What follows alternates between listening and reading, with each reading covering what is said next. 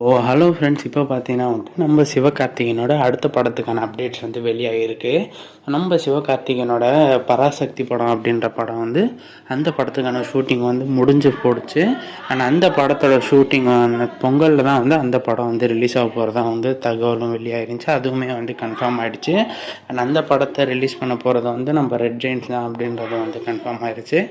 So இப்போ நம்ம அடுத்த படம் நம்ம சிவகார்த்திகேயன் நம்ம வெங்கட் பிரபு டைரக்ஷனில் தான் நடிக்க போகிறதா இருக்கார். ஸோ அந்த படத்தை பார்த்திங்கன்னா ஒரு டைம் ட்ராவல் ஜான்ரால இருக்கும் அப்படின்னு சொல்லிட்டு இருக்காங்க. ஸோ அந்த படத்தில் நம்ம இந்த படத்தில் நம்ம லீட் ரோலாக கல்யாணி பிரியதர்ஷன் எதிர்பார்க்கலாம் அப்படின்னு தகவல் வெளியாயிருக்கு. ஸோ ஆல்ரெடி அவங்க லோகா படத்தில் வேறு லெவலில் வைரல் ஆகிட்டாங்க.